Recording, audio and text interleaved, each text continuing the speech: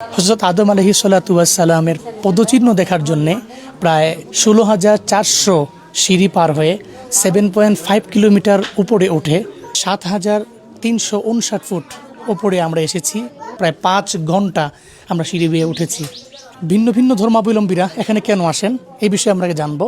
এখন আমরা আছি হচ্ছে এই পদচিহ্নের পাশে। এখানে মুসলমান, হিন্দু, খ্রিস্টান, বৌদ্ধ এই সমস্ত ধর্মাবলম্বীরা এখানে পাড়ি জমায়, অনেক কষ্ট করে ওঠে। আপনি কি একটু অনুভব করতে পারেন? Can you imagine that? আপনি কি একটু অনুভব করতে পারেন যে কত উপরে আমরা এসেছি? আমি আর রায়হান একদম অস্থির হয়ে গেছি আমরা এখানে আসতে গিয়ে। মানে আমাদের অবস্থা একদম খারাপ হয়ে গেছে। আমরা ভাবছিলাম যে অর্ধেক এসে আমরা ওখানে ঘুমিয়ে পড়ি। আমরা বলতেছিলাম যে আমরা নিচেও যাব না, ওপরে উঠবো না। কিন্তু আমরা যখন চিন্তা করেছি যে আমরা হযরত আদম নবীর পদচিহ্ন দেখব, তখন আমাদেরকে এই সমস্ত ক্লান্তি কাটিয়ে আমরা এখানে চলে আসছি। ভিন্ন ভিন্ন ধর্মাবলম্বীরা এখানে কেন আসেন এই বিষয়ে আমরা জানবো। বৌদ্ধ ধর্মের লোকেরা মনে করেন এই পদচিহ্ন গৌতম বুদ্ধের, এই জন্য তারা এখানে আসে পাড়ি জমায় দেখার জন্য। এরপরে হিন্দুরা এখানে আসেন, সনাতন ধর্মের লোকেরা, ওনারা মনে করেন এখানে শিবের পদচিহ্ন আছে। এরপরে খ্রিস্টান এবং মুসলমান আমরা যারা আছি, আমরা সবাই মনে করি খ্রিস্টান এবং মুসলমানরা এখানে হযরত আদম নবীর পদচিহ্ন আছে। আপনাদের প্রত্যেকের জানা কথা এবং সারা বাংলাদেশের প্রত্যেকটা মানুষ এই ওয়াজ শোনেন, আমিও বহু ওয়াজ করেছি এই বিষয়ে, যে গন্ধম ফল খাওয়ার কারণে হযরত আদম নবীকে আল্লাহ জান্নাত থেকে বের করে দিয়েছেন। আল্লাহ বলেছিলেন ওয়ালা তাকরাবা হাযিহিশ শাজারাতা ফাতাকুনা মিনাজ জালিমিন, তোমরা সব খেতে পারো কিন্তু এই গাছের নিকট যেও না, যদি যাও তাহলে জালেমদের অন্তর্ভুক্ত হবে। ফাআযাল্লাহুমা শাইতানু আনহা ফাআখরাজাহুমা মিম্মা কানা ফি ওয়া কুলনা বিতু বা'দুকুম লিবা'দিন আদু ওয়া লাকুম ফিল আরদি মুস্তাকাররু ওয়া মাতাউন ইলা হিন।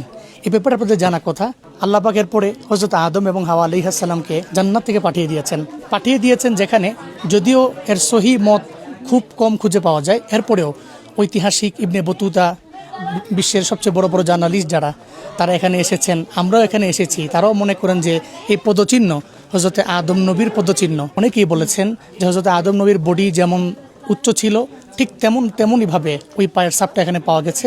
সেই পায়ের ছাপ হচ্ছে 5 ফিট দৈর্ঘ্য। এই জন্য অনেকে মনে করেন যে এখানে আদম নবীকে আল্লাহ এখানেই পাঠিয়েছেন।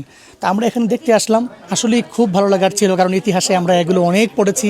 শ্রীলঙ্কায় আমি এবং আমার বন্ধু রায়হান আসার একমাত্র উদ্দেশ্য এটা ছিল, যেখানে আল্লাহ আদম নবীকে পাঠিয়েছেন আমরা সেখানে আসব। আলহামদুলিল্লাহ, অশুকরুলিল্লাহ, আমরা আসতে পেরেছি এবং দেখতে পেরেছি। আপনিও যদি সুযোগ কখনো পান তাহলে শ্রীলঙ্কায় আসবেন, শ্রীলঙ্কায় এসে এখানে আসবেন ইনশাআল্লাহ। এই যে আমার পিছনে দেখতে পাচ্ছেন, যে ঘরটা দেখা যাচ্ছে, এটাই হচ্ছে হযরত আদম নবীর পদচিহ্নের সেই ঘরটা, যে ঘরের জন্য আমরা তো পরিশ্রম করেছি। তবে আমরা নিজেরা দেখেছি ওখানে ফটোস অ্যান্ড ভিডিওস অ্যালাউড না, এই জন্য আমরা ওখানে ভিডিও করতে পারি নাই। তবে আমরা আমাদের স্বচক্ষে আমরা এটা দেখতে পেয়েছি।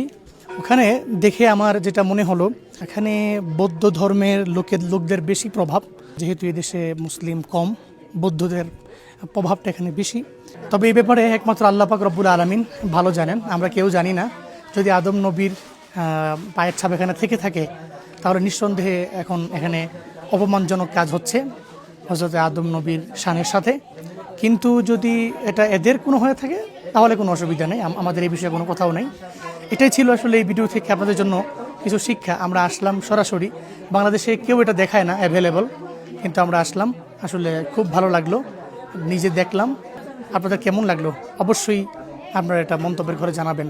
আপনাদের কাছে ক্ষমা চেয়ে নিচ্ছি, আমার এই ভিডিওতে অনেক বিভিন্ন মহিলারা আমার ভিডিওতে এসেছে, এই জন্য আসলে আমি আন্তরিকভাবে অনেক দুঃখিত। কারণ এখানে অনেক মহিলা এবং পুরুষের সমাগম, কারণ যেহেতু প্রথমতই আমি বলেছি যেখানে 4 ধর্মের লোকেরাই এখানে আসে এবং তারা সবাই এটাকে পবিত্র স্থান মনে করে, দ্যাটস ওয়াই সবাই এখানে আসে। সো কেমন লাগলো আপনাদের অবশ্যই মন্তব্য করে জানাবেন। আজকের জন্য এখানেই শেষ করছি। আমরা আবার এখন চলে যাব প্রায় 16,400 সিঁড়ি বেয়ে আমরা আবার নিচে নামবো। আসসালামু আলাইকুম রহমতুল্লাহ।